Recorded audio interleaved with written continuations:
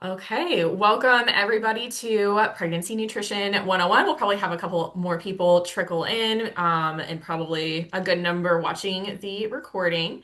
Thank you so much for joining in, being here to listen to Madison's presentation. I know it's going to be super informative and helpful. If you have questions, please jot them down and save them for the end.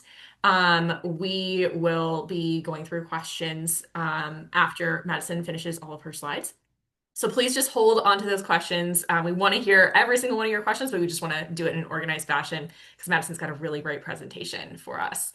So, a little bit more about Madison. She is a Philadelphia-based dietetic intern and soon to be registered dietitian and nutritionist. She is part of the Jefferson University MS-RDN program. She's actually in her last week of her program, which is super exciting. She's going to graduate very soon.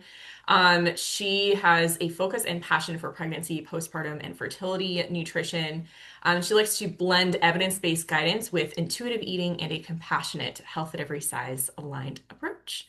So I'm going to go ahead and share her slides so that she can just talk, and I will do that for her. So give me one second.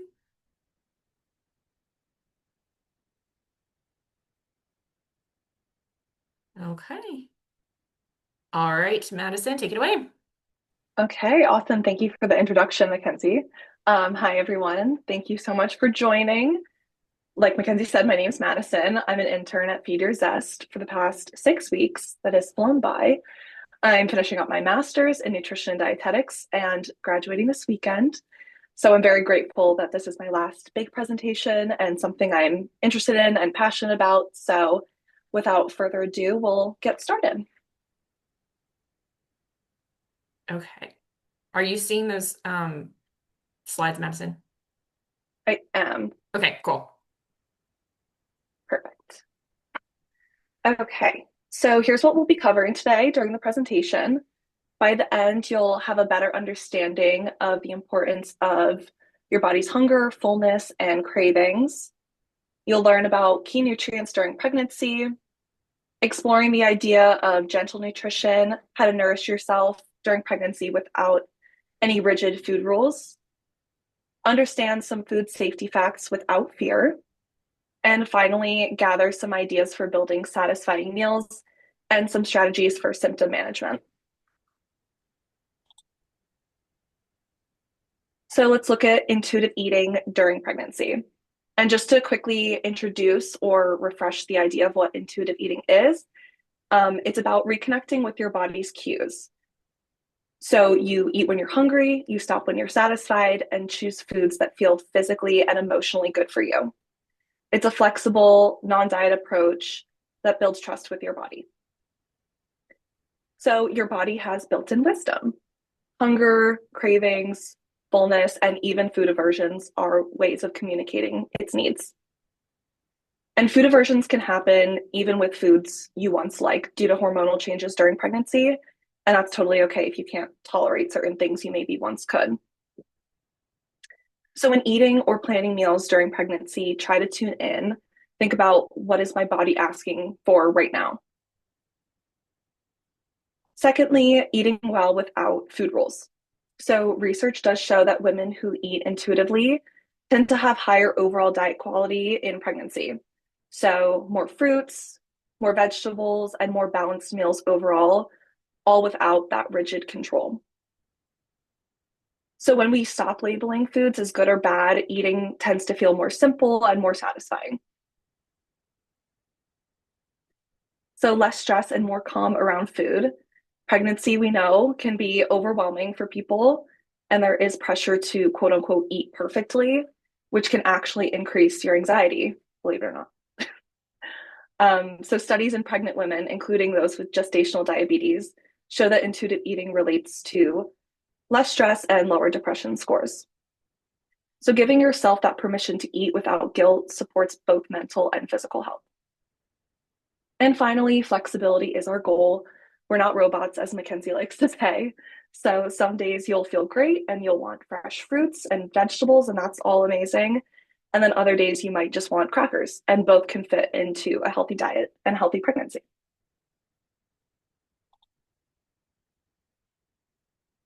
So, weight gain during pregnancy. I think it's important that we touch on weight gain in the nutrition space. And the weight gain during pregnancy is necessary. It's different for everyone, but necessary for everyone. And it's not just the weight of the baby you're growing. So, generally, only 7 to 8 pounds comes from the baby themselves. The rest supports the pregnancy. So, the placenta, your uterus alone grows from about 2 ounces to 2 pounds. Amniotic fluid, breast tissue, blood volume, body fluids, and extra energy source for milk production all contribute. And these weight changes keep both you and your baby nourished and protected. And the extra fat stores help your body prepare for breastfeeding after delivery.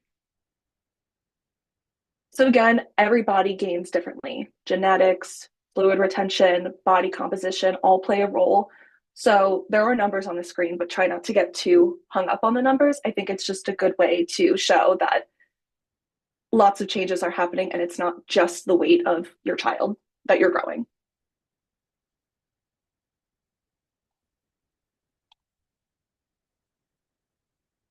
So, we're going to touch on some key nutrients and why they're important, especially during this time. So first, protein. We all know protein. Protein needs increase in pregnancy, and most people actually tend to meet them without tracking. So protein helps build the baby's tissues and the placenta, and including a protein source can make meals more satisfying and stabilizing for energy. And of course, some simple examples of proteins are meat, eggs, tofu, Greek yogurt, beans, and lentils. But of course, always letting hunger and fullness guide you. Looking at calcium and vitamin D, both of these work together to support your bones and the baby's development. And we have these paired together on the screen because vitamin D helps your body absorb calcium. So fortified milks are great options. They include vitamin D to help the absorption of calcium and some orange juices as well. So you can look for those labels that say fortified with vitamin D and calcium. Those are both good options. Greens like kale, spinach, and collard greens are also great sources of calcium. And above all, choosing options that feel soothing and easy to tolerate. That'll be a common theme. So continuing on to some more key nutrients, your blood volume increases significantly in pregnancy, so your iron needs rise as well. Low iron can contribute to fatigue or anemia, which can be common during pregnancy. Pairing iron foods with vitamin C can help absorption, and that's just a tip. You don't need to eat your steak with orange juice every single time, but it's just a good tip. Your body will still absorb the iron without the vitamin C.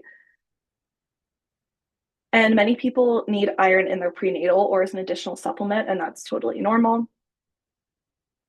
And some examples of iron-rich foods are meat, lentils, beans, fortified cereals, and like those vitamin C foods to help absorption.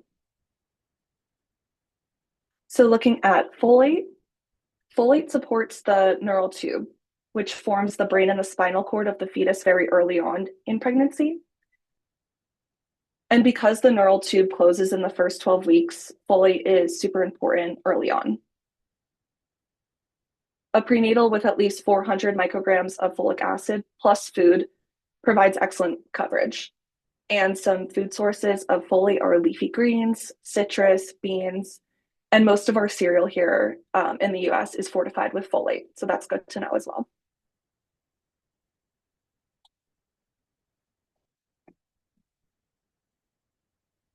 So now looking at choline, another important nutrient for baby's brain development.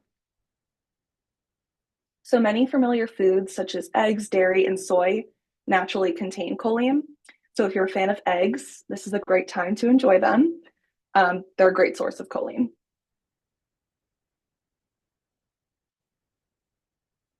So the goal is to simply add sources when they fit into meals you enjoy. And towards the end of the presentation, we'll go over some example meals. I think with eggs, they can be tough sometimes. I feel like people love them and sometimes people get the egg ick. So we'll go over some examples of how we could incorporate some eggs.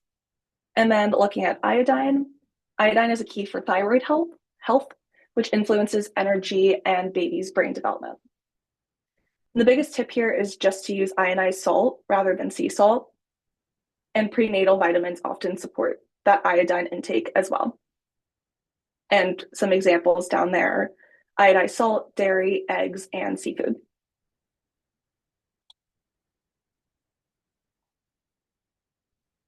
Okay. And finally, DHA, an important kind of omega-3. It's a healthy fat that helps your baby's brain and eyes grow. And to keep it simple, it's another building block for your baby's development.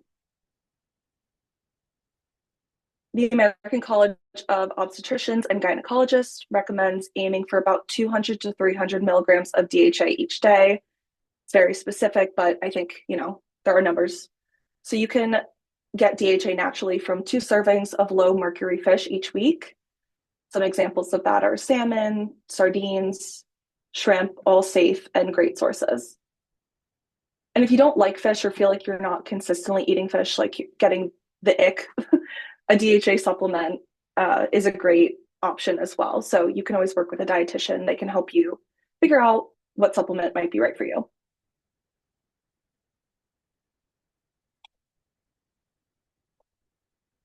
So now looking at hydration, during pregnancy, our body is making more blood, more fluid, supporting amniotic fluid, all of which increase your hydration needs. So try not to wait until you're feeling super thirsty to have something to drink. Aim to drink throughout the day, steady sipping of fluids. So between 80 to 100 ounces of non-alcoholic, non-caffeinated liquids all contribute to your hydration intake. So if you're familiar with the Stanley cups, like a big 40-ounce, 2 to 2.5 of those per day would be adequate. And again, all fluids count towards hydration if they're non-caffeinated and non-alcoholic. So this includes sparkling water, milk, herbal teas, soups, smoothies, and water-rich foods like fruit. So if plain water isn't always the most appealing, you can try and make it easier, like adding Mio, adding like a straw, making a fun cup, and occasionally mixing it up, like having an herbal tea or juice. So staying well hydrated, sorry, sorry, Mackenzie, could you go back? I just have one more thing. Staying well hydrated can help ease constipation, support digestion, improve circulation, and again, you can work with a dietitian to find those strategies to get hydration in if you feel like you're having trouble. Okay, you can go to the next slide, sorry.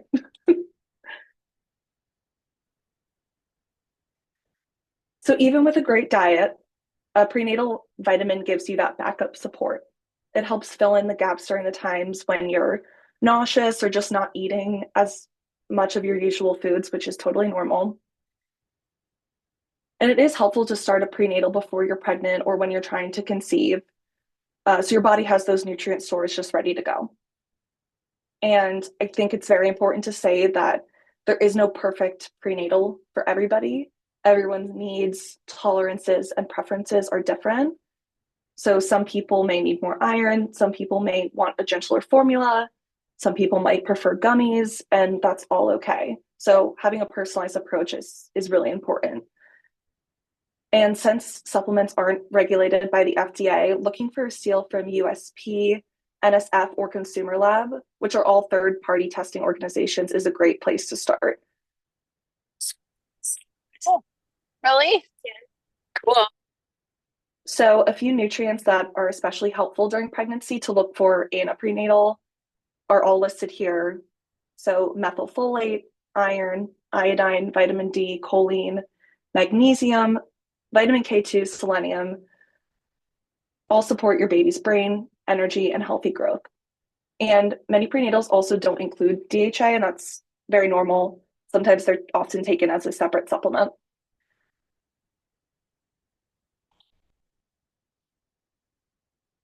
So the official prenatal guide is available on Feed Your Zest website for purchase and immediate download if it's something you want to dig into a little bit more. Of course, working directly with a dietitian is always encouraged because they can get the best picture of what's going on and help point you in the right direction. but just another resource if anyone is interested.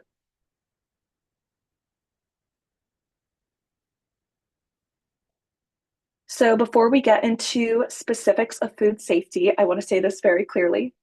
My goal for explaining food safety during pregnancy is not to feel scary or overwhelming. There's no need to follow a long list of don'ts. Instead, we're just going to work on getting a basic understanding of what increases your risk and what doesn't, and then you can decide what is best for you. And many of these guidelines are designed to help lower your chances of foodborne illness, not to restrict you or make you feel anxious. So, just a little PSA before we get into some details.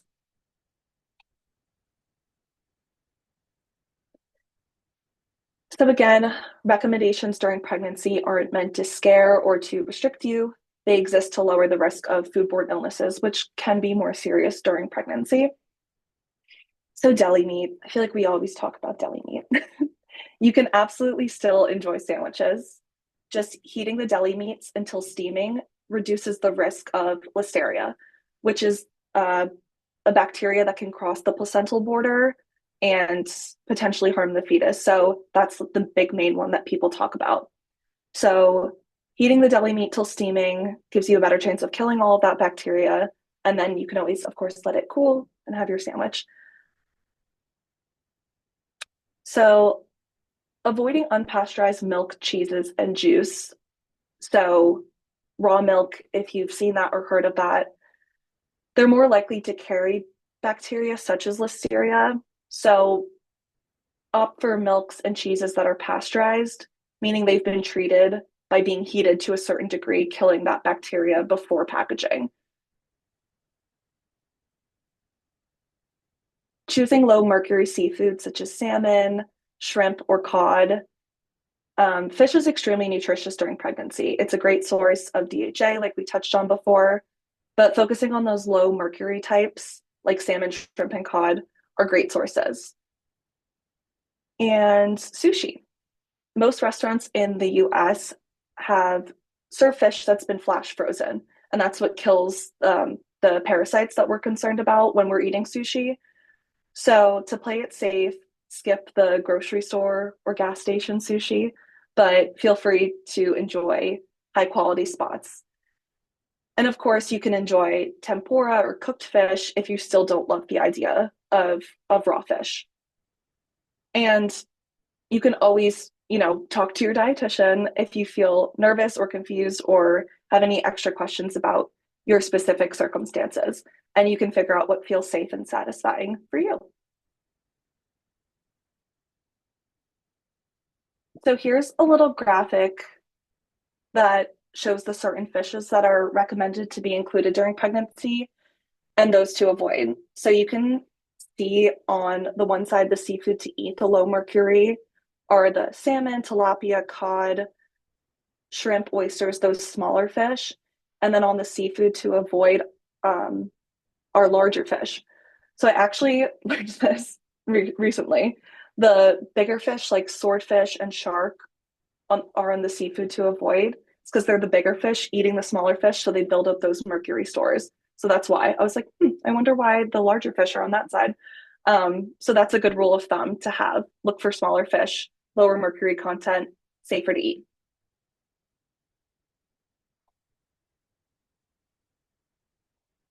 Okay. So now looking at caffeine and alcohol.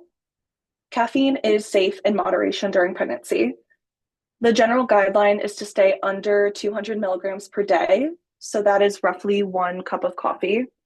And on the little or not a diagram, the little infographic here, you can see the different sizes of caffeine contents and what milligrams of caffeine are in them. So these are common sources that people like to drink, like sodas, teas, and coffees. So also remembering that caffeine does show up in tea, soda, and energy drinks. So just being aware of how they add up in your daily intake. And then as for alcohol, there is no safe level known. So best to avoid during pregnancy overall.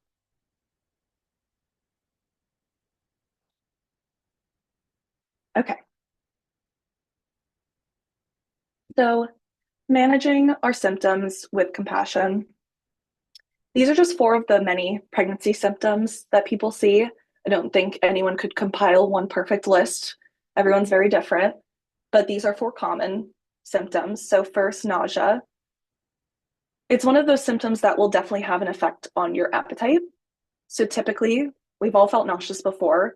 Food's the last thing we want to eat or see or smell.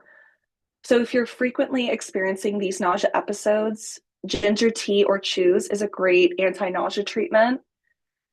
Cold foods also can be helpful sometimes. So, the smell of super hot foods might kind of give you the ick. Um, and also optimizing periods of hunger. So, if you're having a day where fish finally sounds good, maybe take advantage of it and try and eat it. And if any of these strategies aren't working and you're having persistent nausea, it's best to not wait and talk to a doctor about it, about other medication if these strategies aren't working. Next, cravings. Some people experience cravings for certain foods or tastes during hormone shifts. So, from an intuitive eating standpoint, it's good to not deprive yourself of anything, especially when you're having cravings to a degree. Because the more you restrict, the more at risk you are for a binging episode, pregnancy or not. So with craving, it's good to keep them in mind, pairing them with something else. So all foods have their purpose. So if, for instance, you have a specific craving and it's not the most nutrient dense option, maybe pair it with a more nutritious option. So, for example, if you're really having a craving for chocolate, I don't know, pair it with some almonds to stabilize your blood sugar, just for an example. And you can always work directly with a dietitian again to come up with some strategies. If, because I know chocolate might not be everyone's craving. That was just an example. Third, constipation. Constipation is super common for many reasons in pregnancy. Digestion naturally slows down. The hormone progesterone relaxes the intestinal muscles, so food moves more slowly through the gut. And as you get later on in your pregnancy, baby grows, uterus grows, and it puts pressure on your intestines, making bowel movements harder to pass. All super fun stuff. And oh, not to mention, iron from prenatal vitamins can also firm up stool. And if fluid intake is low, it can also worsen constipation. So, some strategies for all those things working against us. Getting enough fiber gives stool bulk and supports regular bowel movements.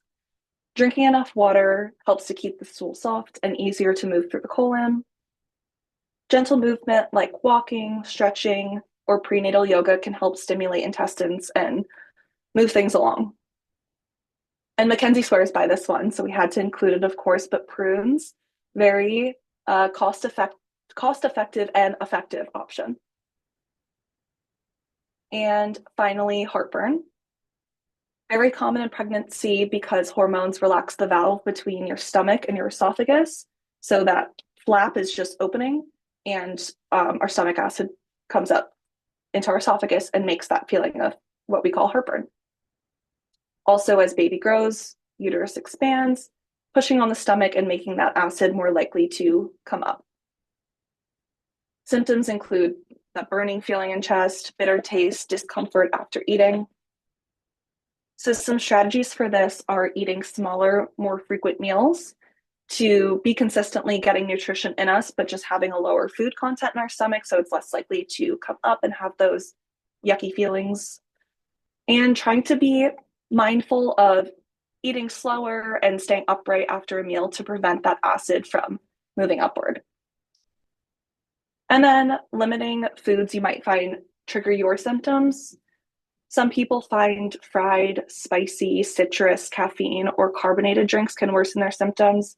So just making any mental notes of what you find are triggering yours and avoiding them for the time being so you don't have those symptoms.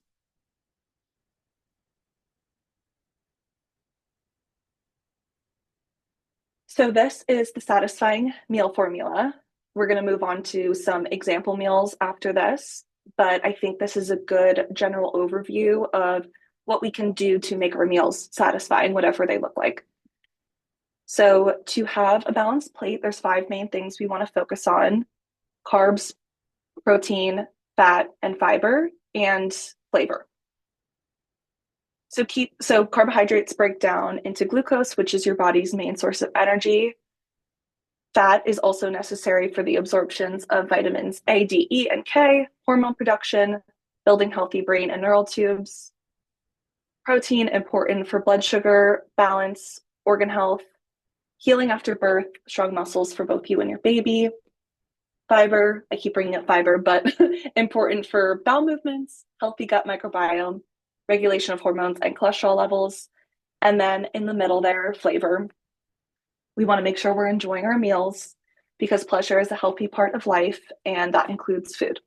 We're not going to eat the food that we don't like. So that's very important.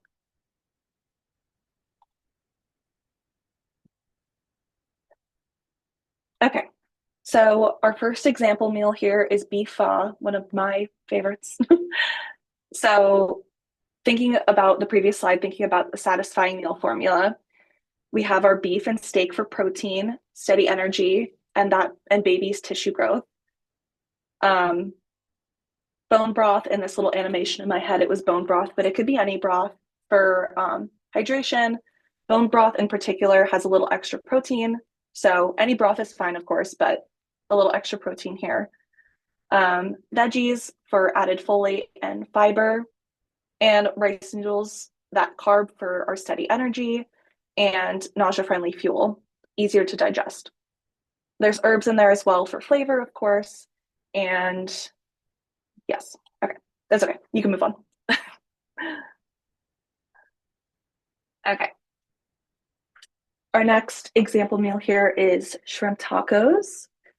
So breaking it down, we have shrimp for our protein, DHA, and some iron. Shrimp's not a super major source of iron when we're talking about seafood in particular, but it has some and will absolutely contribute to your overall intake. We have our corn tortilla for a whole grain, and also folate for that neural tube development. And whole grains are great for blood sugar regulation as well. Then we have some pico de gallo, which is not only delicious, but packed with veggies like tomatoes and onions. And typically there is salt added. So if it's ionized salt, it'll help us with that overall iodine intake. And of course, flavor, the part of that satisfying meal formula.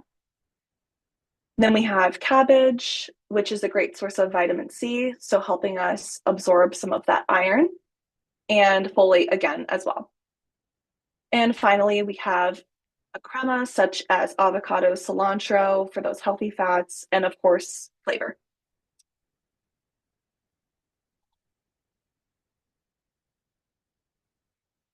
Oh, here's our eggs. So both meals here use eggs, one of the richest sources of choline, which supports baby's early brain and spinal cord development. Eggs are also great quality protein for steady energy and healthy fetal tissue growth. So first, avocado toast adds those healthy fats from the avocado, and helps to stabilize blood sugar. Whole grain bread provides fiber and complex carbs to help with digestion and blood sugar control too. And then looking at an option that has that egg a little bit more hidden. So French toast, egg dipped, you'll still get that choline just kind of sneaked in the egg mixture. And also it's a sweeter dish. I personally am a sweeter person in the morning. So everyone has their preferences, and you can always add some berries to it for that vitamin C and fiber. So two egg options, both are great sources of choline, and you could switch it up if you're getting the egg yolk.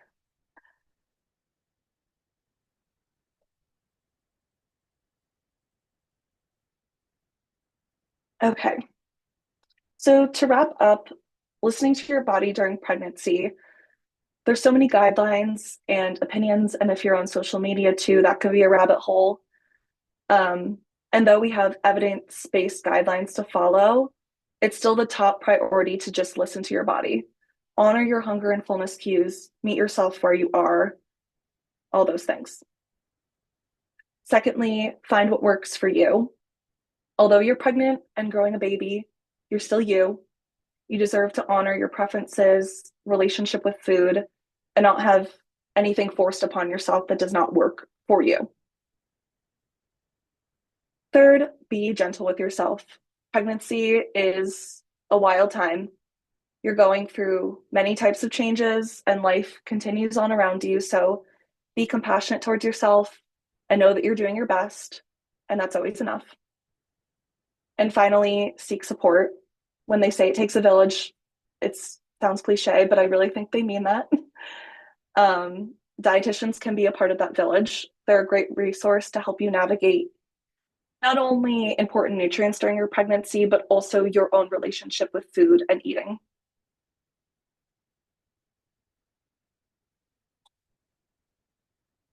And just a little plug for some of our all of our amazing dietitians. You can always reach out to Feed Your Zest and meet with Mackenzie, Tangela, Kristen, or Natalie. They're all experts and incredible. Yeah. So thank you very much. We'll have some time for questions. I will answer them to the best of my ability. I appreciate everyone listening. Thank you so much, Madison. That was a wonderful presentation. Spot on with everything that you said. No notes. A plus. Good job. And we would love to hear y'all's questions. You're welcome to put them in the chat. You can also do one of the little hand raising things that you can do on Zoom or just unmute yourself and start talking. This is an open floor. Any questions are welcome, and we would absolutely love to hear what you're curious about.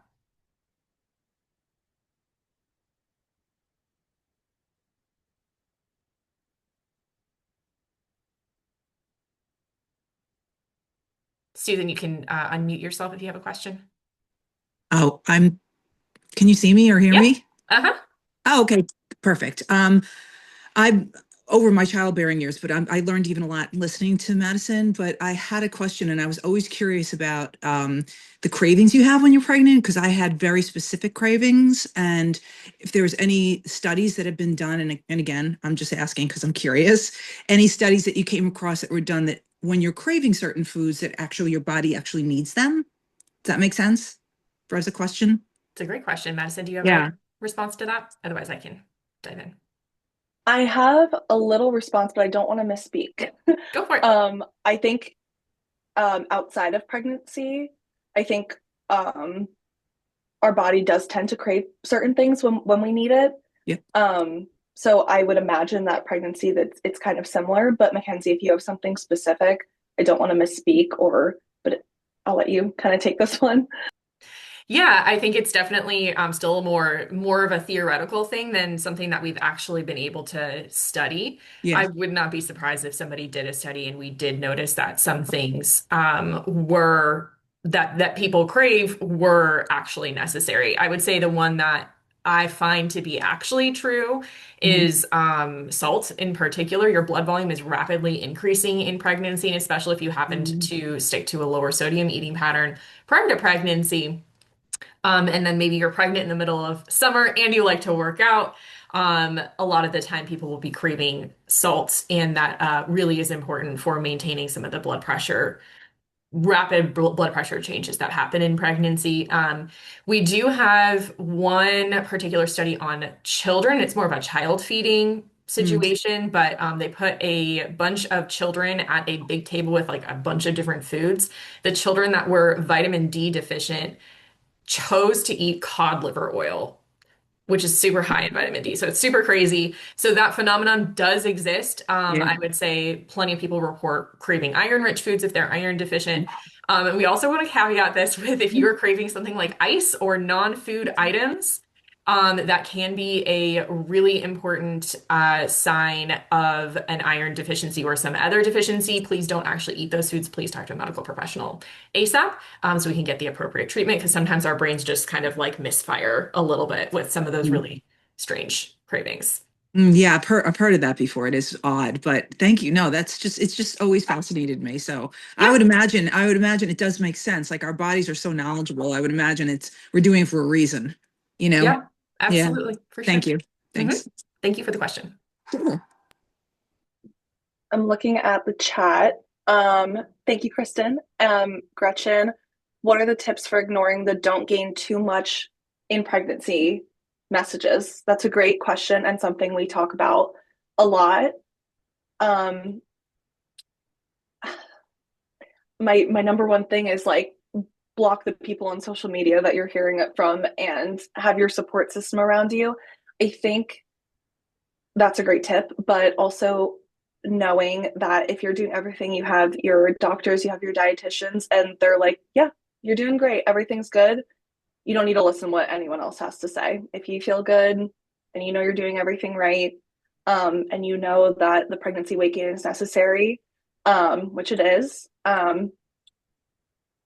yeah, just kind of letting it go. It's hard, but that's a good question.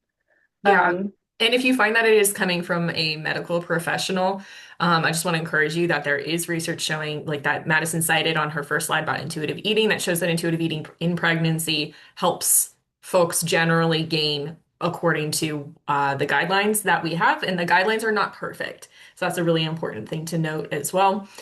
We have weight gain guidelines in pregnancy, but they aren't causal, meaning that if you gain outside of those weight ranges that your doctor might give you, you're not guaranteed to have an unhealthy pregnancy.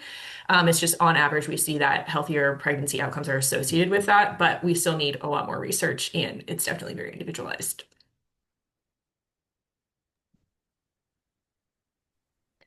Sierra, something about, I saw one slide you mentioned nausea candies. Could you elaborate on this further? Yeah, so there's ginger chews. I think if you Google, there's probably a bunch of different ones, but then there are some specific ones that I have the names of. They are, sorry, one second. It's a cute name too. I can't believe I don't remember it. Um, symptoms, sorry. It's okay if you can't, I know what they are, Madison, if you can't find it. Yeah, let's use your brain for them. Yep. Okay, so there's You a have couple them. different brands, but the one thing that's interesting is that vitamin B6 can help with nausea. It's something that ACOG recommends. So there are some nausea candies meant for pregnancy that have vitamin B6 added. You just want to make sure that you don't overdo it with your vitamin B6 intake in combination with your prenatal. And so if you do purchase any of these brands I'm about to mention that have the B6 added, it's important that you don't just be popping them all day long. Like a couple is fine, but we want to kind of just keep it as part of the holistic nausea plan and talk to your doctor as well, or dietitian if you're concerned. But one of them, I'm going to put it in the chat, is called Pink Stork is the brand, and it's their morning sickness sweets. And that is, they have a couple flavors. There's like a mango raspberry or mango ginger and a raspberry ginger flavor. And then another one is Preggy Pops. And they have one with B6 and one without. The plus version has vitamin B6. Otherwise, they're kind of just like they're made with essential oils and they're really strong flavors. And there's some research showing that a lot of nausea is very like, um, neural psychological, and so that stimulation in your mouth can help a lot. So what that means is you could also literally just do Sour Patch Kids or something like that, or really sour watermelon or whatever. I just really like watermelon, so that's the flavor I would choose. But like a Jolly Rancher or something like that can help. Some people will chew peppermint gum, and then there's also I'm blanking on the name, tummy drops, which are just made with some essential oils. And they have like a really strong ginger and peppermint one. So you won't have to worry about overdoing B6 if you choose that route. So those are the ones I'm talking about. But otherwise, like a ginger candy chew, like literal dried ginger, like gingins or something like that, help a lot of people.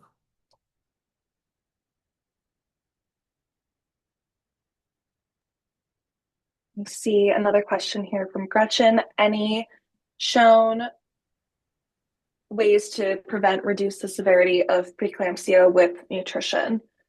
I have a little bit, and I'll let Mackenzie expand if I'm missing anything. But I hate calling it the Mediterranean diet, but I'm just going to do it for the sake of like people knowing what it is, because that's like the typically what they say.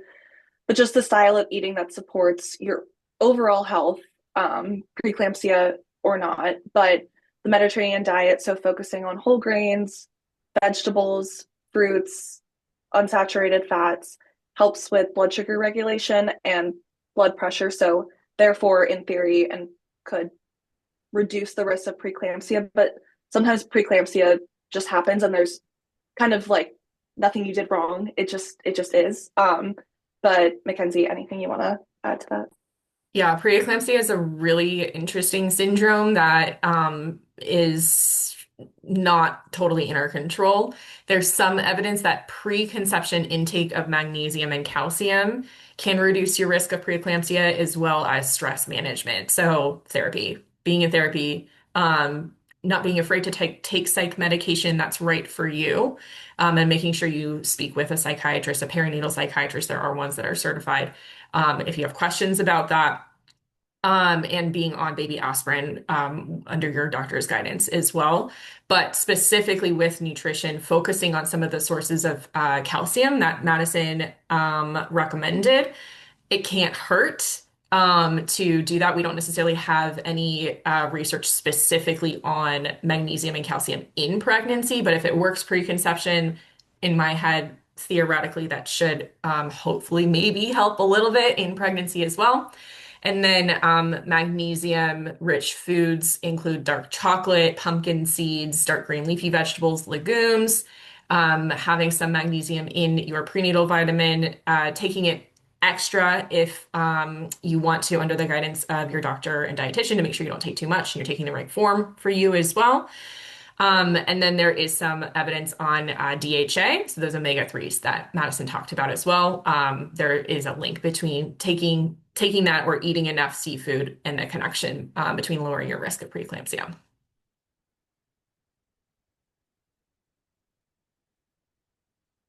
Amazing. Okay, any other last minute questions for Madison?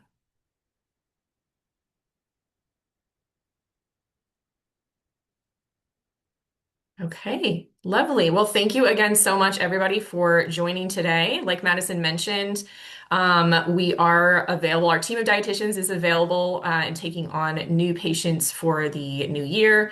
You may have seen Tangela on the slide. She is not working with us this very second, but she's starting with us in January. And so her books are totally open. We're in network with Blue Cross and Aetna. We're working on getting Tangela in network with them as well. If you are interested in working with her specifically, her bio and everything will be up on the website soon, whenever I get around to it. Natalie is also a lactation consultant, loves working with folks in postpartum and has PCOS herself, has been through pregnancy. Kristen loves working with folks with PCOS and binge eating. That's kind of what lights her fire, but also loves pregnancy nutrition as well. Tangela herself has PCOS and is of a Caribbean background, if that's relevant to you.